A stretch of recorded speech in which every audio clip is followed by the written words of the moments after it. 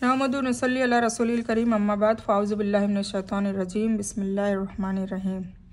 सूरह नज्म है, पारा नंबर 27 में ही है। सूरह नज्म मक्का में नाजिल हुई और इसमें 62 आयतें और 3 रुकू है। अभी देखो मुसलसल मक्की सूरतें ही चल रही है और छोटी भी है और इसमें तौहीद और आखिरत का जिक्र है, मतलब क़यामत, दोज़ख, जन्नत और जन्नत वालों के लिए खुशखबरी जो नेक है और जो बद है, जिन्होंने गुनाह किए, जिन्होंने कुफ्र किया, जिन्होंने रसूल सल्लल्लाहु अलैहि वसल्लम को नहीं माना, उनको जुटलाया, उनके लिए जहन्नम है ना। तो यही सब तज़किरा बार बार आता रहेगा। तो जितनी भी मक्की सूरतें हैं उसमें तौहीद और आखिरत की बात आती है और मदनी सूरत है उसमें रिसालत की, कायदे कानून की बात आती है।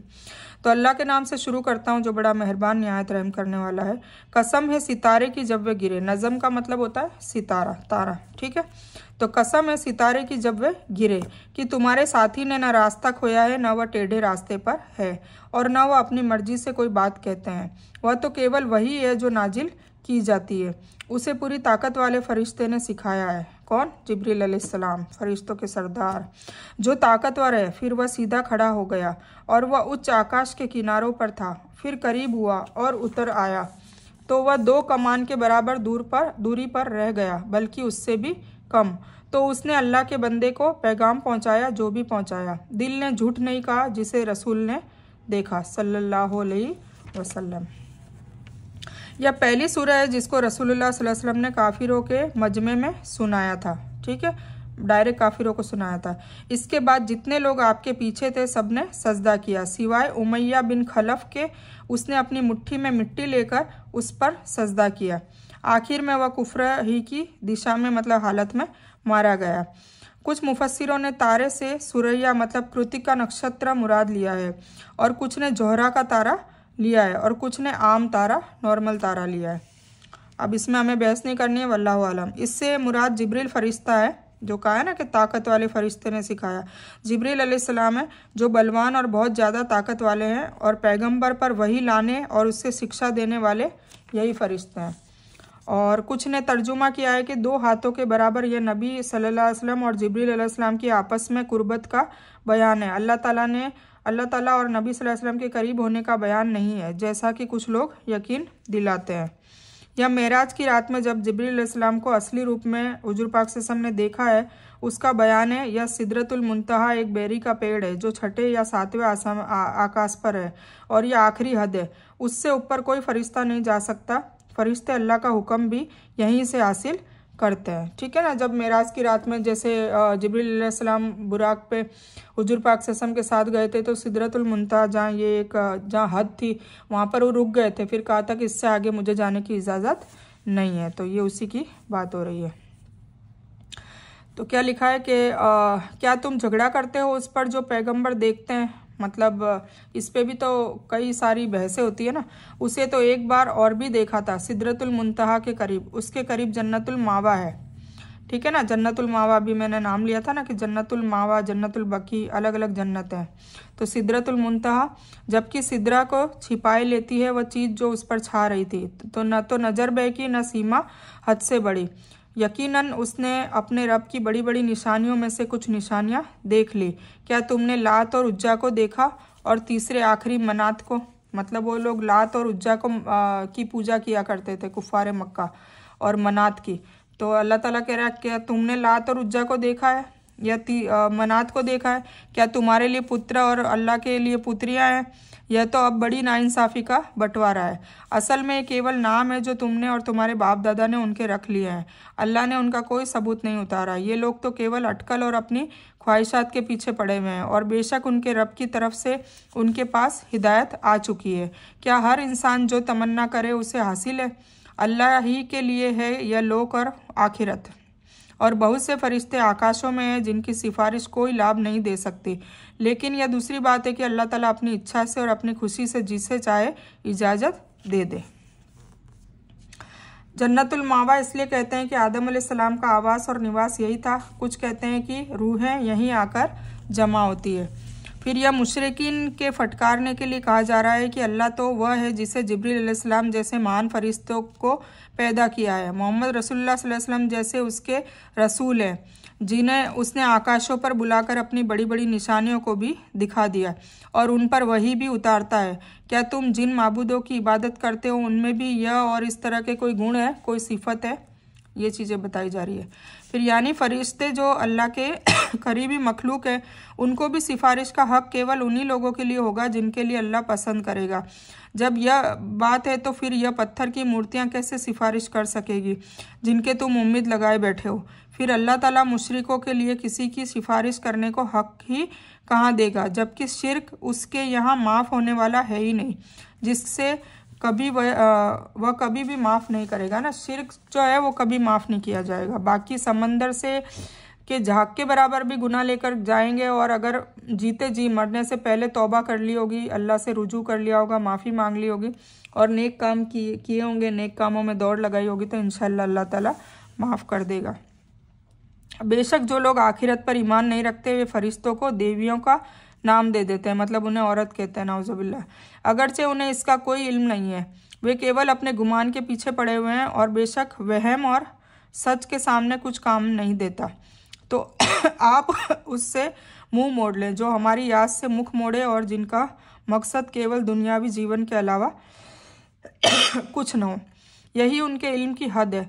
आपका रब उसे अच्छी तरह जानता है जो उसके रास्ते से भटक गया है, और वही अच्छी तरह जानता है उसे भी जो हिदायत याफ्ता है, जो हिदायत पा चुका है। और अल्लाह ही का है जो कुछ आकाशों में है और जो कुछ धरती में है, ताकि वह अल्लाह बुरे काम करने वालों को उनके कर्मों का बदला दे और नेक लोगों को अच्छा बदला दे। उन लोगों को जो बड़े गुनाहों से बचते हैं और बेशर्मी से भी, सिवाय किसी छोटे से पाप के। बेशक तेरा रब कुशादा माफ़ करने वाला है, वह तुम्हें अच्छी तरह जानता है, जबकि उसने तुम्हें धरती से पैदा किया और जबकि तुम अपनी माताओं के गर्भ में बच्चे थे, तो तुम अपनी पाकी खुद बयान न करो, वही नेक लोगों को अच्छी तरह जानता है। मतलब अल्लाह ताला कह रहा है कि अपने अच्छे या गंदे होने की दलीलें मत दो, मैं सबको जानता हूँ। तुम अपने माँ के पेट में थे तब से मैं जान रहा हूँ तुम्हें, मतलब एक एक चीज़ अल्लाह को पता है। ठीक है। कबायर कबीरा का बहुवचन है। महापाप की तारीफ में मतभेद मतलब इख्तलाफ है। ज़्यादातर ज्ञानियों के करीब वह बहुत बड़ा पाप है जिस पर नरक की चेतावनी है या जिसके करने पर कड़ी निंदा कुरान और हदीस में की गई है। और धर्म ज्ञानी यह भी कहते हैं कि छोटे पाप भी बार बार और हमेशा करने से महापाप बन जाते हैं, है ना। हम छोड़ते हैं तो छोटा सा गुनाह छोटा, वो बार बार रिपीट करने से वो भी बड़ा हो जाता है। क्या आपने उसे देखा जिसने मुंह मोड़ लिया और बहुत कम दिया और हाथ रोक लिया? क्या उसे गैब का ज्ञान है और कि वह सब कुछ देख रहा है? क्या उसे उस बात की खबर नहीं दी गई जो मूसा अलैहिस्सलाम के ग्रंथ में भी थी और वफादार इब्राहिम अलैहिस्सलाम के ग्रंथ में भी थी कि कोई इंसान किसी दूसरे को का बोझ नहीं उठाएगा, और यह कि हर इंसान के लिए केवल वही है जिसकी कोशिश उसने खुद की। ठीक है, ये आ गया ना। और यह कि बेशक उसकी कोशिश जल्द देखी जाएगी, मतलब मैदान अशर में उसका सिला मिल जाएगा उसे, फिर उसे पूरा पूरा बदला दिया जाएगा। और यह कि आपके रबी की तरफ पहुंचना है, और यह कि वही हंसाता है और वही रुलाता है, और यह कि वही मारता है और वही जिंदा करता है। यानी जिस तरह कोई किसी दूसरे के गुनाहों का जिम्मेदार नहीं होगा, इसी तरह उससे आखिरत में जो फल मिलेंगे वो उसी चीज़ का मिलेगा जिसमें उसने अपनी मेहनत की होगी, है ना। तो अब हमें सोचना है कि हम किस चीज़ में मेहनत कर रहे हैं।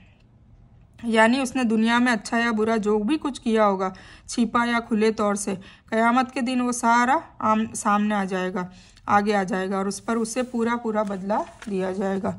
और यह कि उसी ने जोड़ा यानी नर मादा पैदा किया वीर्य से, जबकि वह टपकाया जाता है, मतलब स्पर्म काउंट से, नुत्फे से।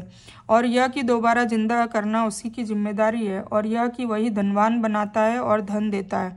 और यह कि वही तारे का रब है। और यह कि उसी ने पहले आद को हलाक किया था, मतलब कौम आद, पिछली कौम, और समूद को भी, जिनमें से एक को भी बाकी न रखा, कौम समूद को भी। और उससे पहले नूह की कौम को, बेशक वे बड़े जालिम और सरकश थे। और मुतफिफा नगर यानी उल्टी हुई बस्तियों को उसी ने उलट दिया और उस पर छा दिया जो छा दिया। तो ये इंसान, तू अपने रब की किस किस नेमत पर झगड़ेगा?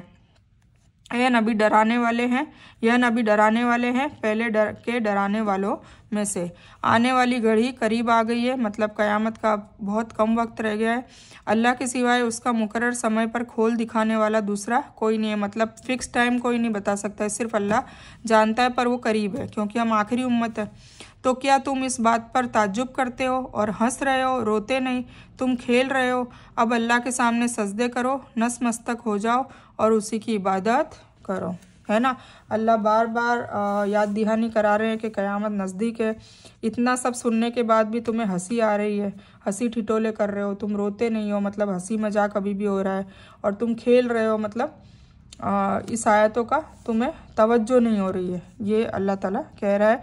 ये उस वक्त भी उस वक्त के मुनाफिक लोगों पर यह बात है जब हुजूर पाक सल्लल्लाहु जब नसीहत किया करते थे तो हंसी ठिठोली करते थे और हंस रहे होते थे। उनको रोना नहीं आता था क्योंकि उन्हें ईमान नहीं था, वो सुनते ही नहीं थे, और इसको वैसे भी अपनी घड़ी हुई बातें और जादू कहते थे। ठीक है, तो अल्लाह ताला इसकी चेतावनी दे रहे हैं कि क्या तुम डरते नहीं, और ये हम पे भी लागू होता है। अगर हम इसको ध्यान से न सुने, तवज्जो न दें, इससे डरे नहीं, डरने वाली बातों पे डरना चाहिए, अच्छी बातों पे, खुशखबरी की बातों पे हमें खुश होना चाहिए और दुआएं भी करनी चाहिए। और जब गुनाहों की बात आए तो हमारे पिछले जो गुनाह हम कर चुके हैं, जाने अनजाने में, छिपे हुए खुले हुए, उन सब की बार बार मगफिरत करनी चाहिए। कई बार हमें रो कर नमाजों में अल्लाह से खूब माफ़ी मांगनी चाहिए, सजदों में घिरकर खूब रो कर माफ़ी मांगे, तौबा करें, है ना। और अपने बच्चों और अपने शौहर और अपने माँ बाप के लिए भी खूब तड़प तड़प कर दुआएं करें। किसी को इतना धन देता है कि किसी की ज़रूरत और किसी की उसको ज़रूरत नहीं होती, उसकी सभी ज़रूरतें पूरी हो जाती है। किसी को इतना धन दे देता है कि उसके पास ज़रूरत से ज़्यादा बच भी जाता है और वो उसे जमा करके रखता है। पालनहार तो वह हर चीज़ का है। यहाँ इस तारे का नाम इसलिए लिया है कि अरब के कुछ कबीले उसकी इबादत करते थे। तारे की भी इबादत होती थी ना, आजकल भी कुछ लोग करते ही होंगे। तो अल्लाह ताला कह रहा है कि इबादत के लायक सिर्फ़ और सिर्फ अल्लाह है।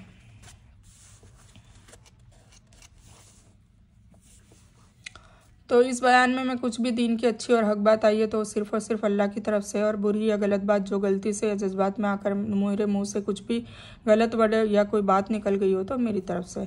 और इस गलती के लिए मैं अल्लाह जो अजल से और आप सभी लोगों से माफ़ी की तलबगार हूँ। मैं कोई आलिमा नहीं हूँ, सिर्फ तालिब इल्म हूँ। अल्लाह मेरी कोशिश से आप सभी को सही नफ़े बख्श इल्म पहुँचाए और मैं आप लोगों की हिकमत और हिदायत में सदका जारिया बनूँ, बस मेरी यही तमन्ना है। आमीन सुम्मा आमीन या रब्बल आलमीन।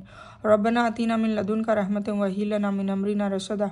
अल्लाहुम्मा सल्लि अला मुहम्मद व अला आलि मुहम्मद कमा सल्लैता अला इब्राहीम व अला आलि इब्राहीम इन्नका हमीदुम मजीद। अल्लाहुम्मा बारिक अला मुहम्मद व अला आलि मुहम्मद कमा बारकता अला इब्राहीम व अला आलि इब्राहीम इन्नका हमीदुम मजीद। व आखिरु दावाना अनिल हम्दुलिल्लाहि रब्बिल आलमीन।